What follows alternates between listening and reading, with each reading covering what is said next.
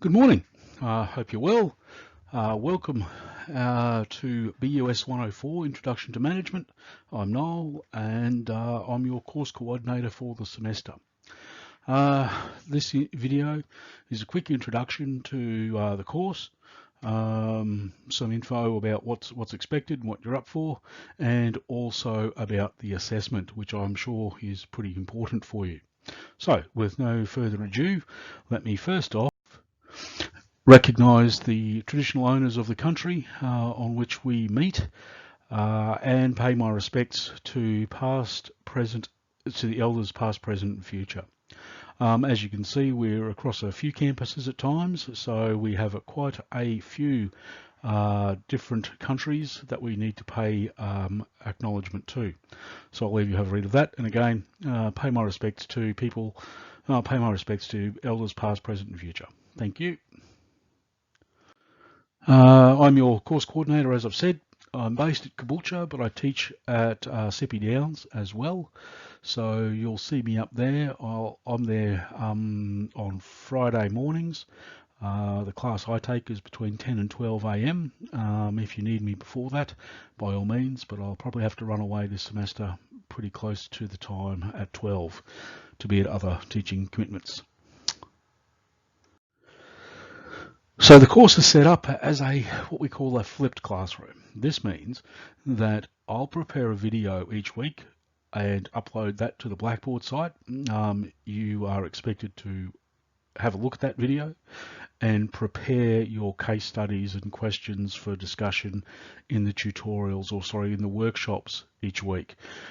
It is really beneficial if you can prepare them before you go to class, and that means having a read of the textbook, answering the discussion questions that I've put up online for you. They're all already there for the whole of the semester, and that way you'll be prepared to get the best out of the workshops while you're attending. Notice that there is an online lecture for this week, as in week 1, but there is no actual workshop, so you don't have to come to class. You just have to listen to the lecture and do some readings to catch up and in fact be ahead of the ball game for the next couple of weeks. And again, in week 13, there is no workshop in week 13, so you sort of get a bit of a week off there. We'll discuss exam stuff and everything as the time goes on. So just remember, this week, week 1, no face-to-face classes. Week 13, no face-to-face classes.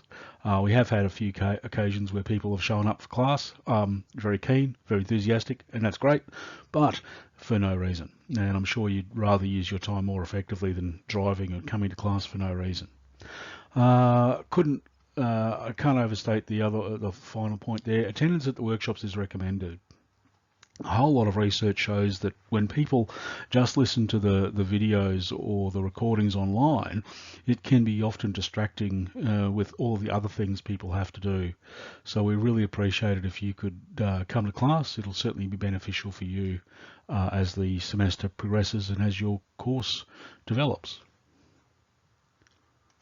So it's important to be prepared. So I recommend that you do the course readings. They're all available on the Blackboard site.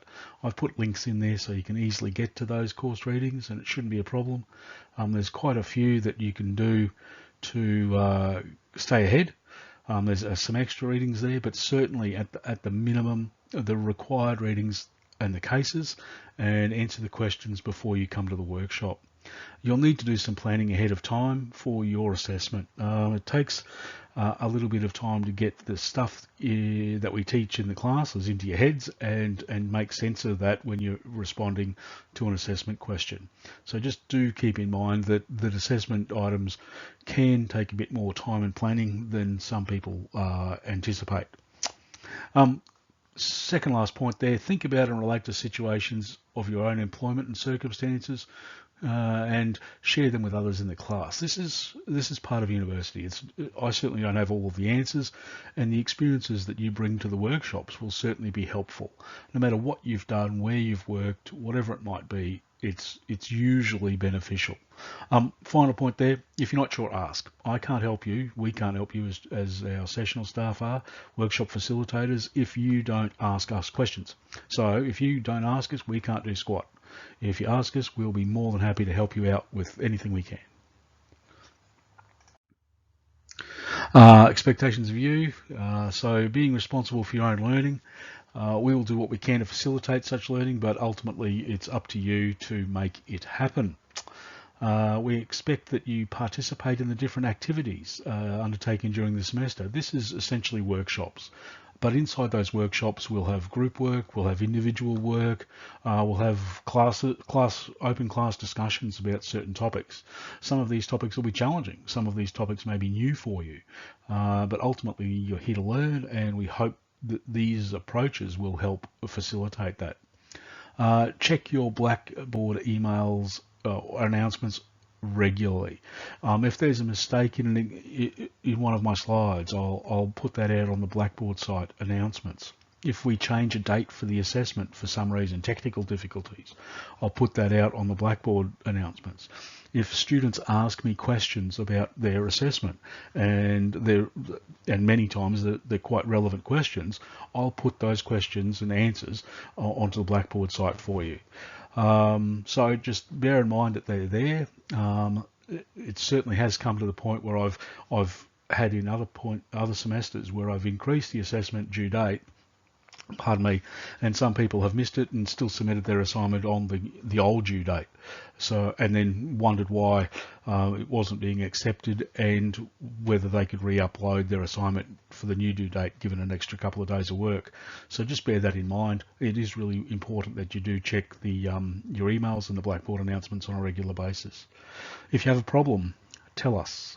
If you don't tell us, there is nothing we can do. Make sure that you tell us so we can take action on your behalf to ensure you're okay in trying to submit your assignment.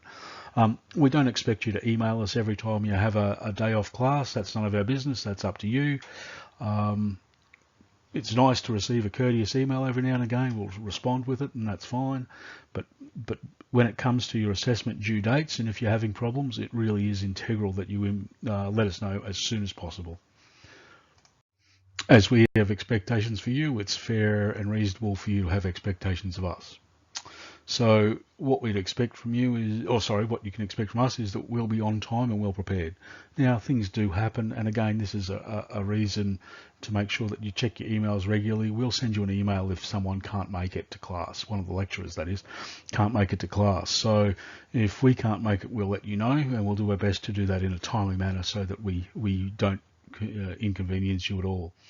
But we will be on time, well prepared for our classes. We'll welcome questions at any time in the class. It's not a case of sort of waiting to the end and trying to remember everything. If you've got a question, just ask. It's really useful.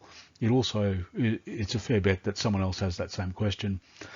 We tend to respond to emails within 48 hours. Sometimes over the weekend, for example, I may not have access to the email, or to be honest, I might receive so many emails in one day that I just don't get to your email, and I apologize for that. But I try very hard to get your email. I try very hard to respond to your emails within 48 hours. Fourth point there, ensure your assignments are graded properly.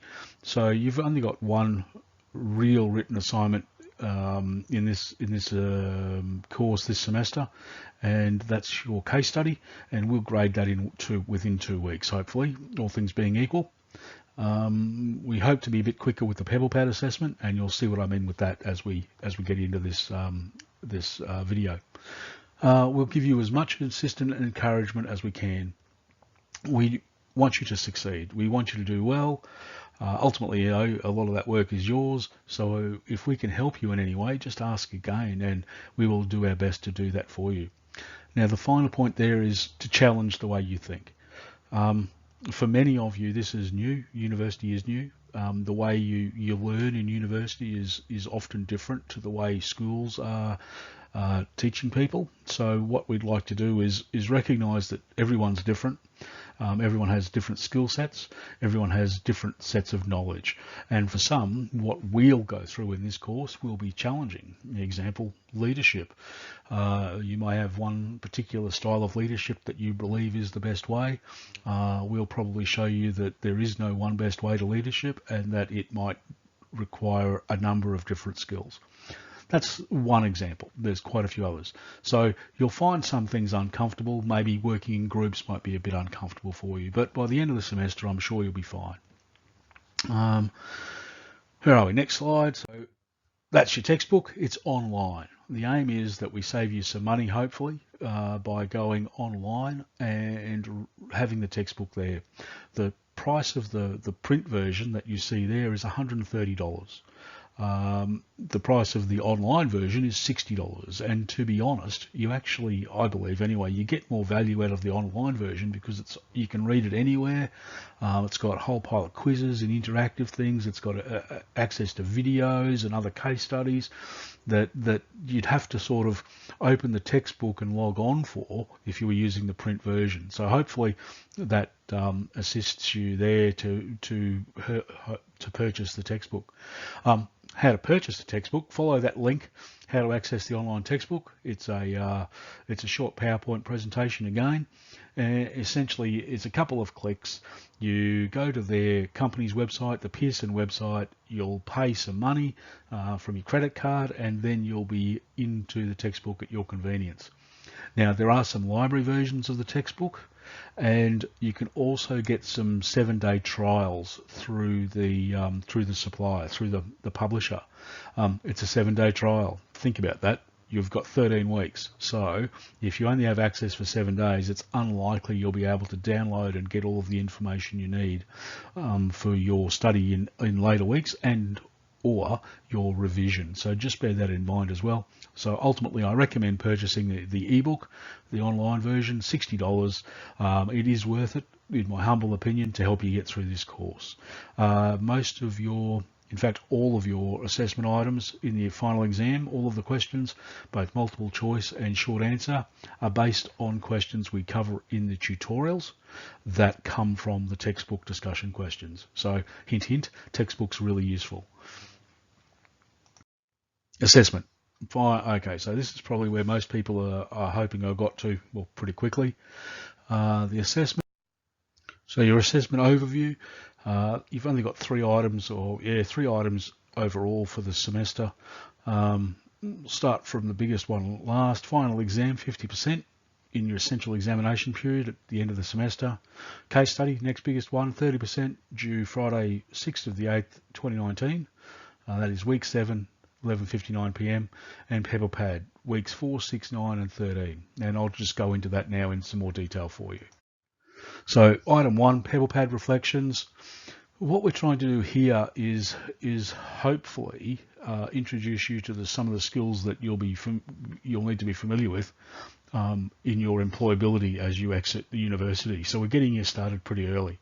So these really revolve around reflections and a plan of action on how you might use the knowledge that you gain through these reflections to develop your own skills for future employability. Each piece of assessment's worth 500 words, should be about 500 words. We don't really expect more than that. The marking is pretty easy in terms of the marking criteria, and this is provided for you in the assessment items folder.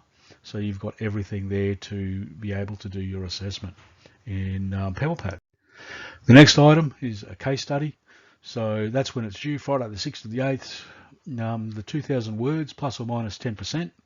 This 2,000 words does not include the reference list. It does include, however, everything inside the document. So from the first word of your introduction to the last word of your conclusion, everything gets included. So just bear that in mind. It gets uploaded to the SafeAssign upload link. That'll be made available from the due date. You just attach it like you would an item to an email. Make sure that you fill out the questions at the beginning before you can submit it. There's an expectation that students fill out the academic honesty clauses so that we are assured that you are submitting your own work. So that's pretty important for us. Ensure you be mindful of the academic policy towards academic dishonesty and plagiarism, etc., available on the Blackboard site in case study assignment section 2. Okay.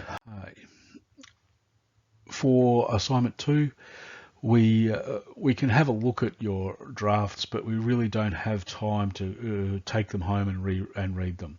So if you want to just come to class and ask us while you're there for us to skim over your assignments, then that is great, and we shall do that. But we can't read drafts at home. In-text referencing Harvard, so you'll need to do that. If we receive an assignment that does not have in-text referencing or a reference list, it will fail. It means essentially that you're not supporting your arguments or your discussion with evidence, and we just can't accept that as a passing assignment. Ensure you use academic sources. This does not mean Blogspot. This does not mean even the lecture notes that I'm talking to you with today. It means going and searching texts and journal articles to support your discussion. Uploaded through Safe Assignment on Blackboard, as it mentioned before, and you don't need any hard copies. It's all electronic. There's some penalties if you're late. Have a quick read of that. I'm not going to go through that all the time, so please feel free to have a read of that and recognise that we will mark you down if it is late. All right. Final exam, I know you'll be thrilled to know that it's the last piece of assessment for the semester. In your central examination period, that's when it'll come into play. It's for 2 hours and 10 minutes. 10 minutes perusal. You'll be allowed to write on the exam paper in that 10 minutes, but you can't write anything in the answer sheets or the multiple choice marking gear.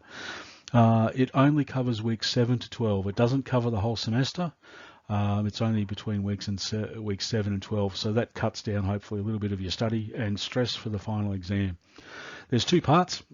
We give you 5 questions and you only have to answer 3. I like to joke a little bit about you can pick the favourite ones that you know stuff about, or you can pick the ones that you dislike the least. It's up to you. There's also 20 multiple choice questions. Each question is worth 1 mark. You can only have 1 answer for each question. You can't sort of pick all 4 or 5 options and hope you get it right. We only have 1 answer for each question. And the exam is a closed book exam. You can't take any written materials in with you at all. You'll only be allowed to take in pencil, eraser, stuff like that. So just bear about that. Now, we also go through, like I've rushed through this pretty much quickly at the moment, but we also go through each one of these assessment items in more detail as we get closer to each one of these assessment items. I'll have another specific video for you about the exam in week 12, I think it is, or week 13. There's a practice exam already online for you if you wanted to have a look, and same with the other 2 items. There's videos, and we discuss each of those items in the tutorials to make sure that you're on top of it, ready to go. And ladies and gentlemen, that's it. If you have any questions for me, by all means, please email me and I will get to you as soon as I can. As you can appreciate, it's a bit of a busy time at this time of the year, but we can still get it done. So welcome, have fun, enjoy the experience, and look forward to seeing you in the classes. See you later. Take it easy.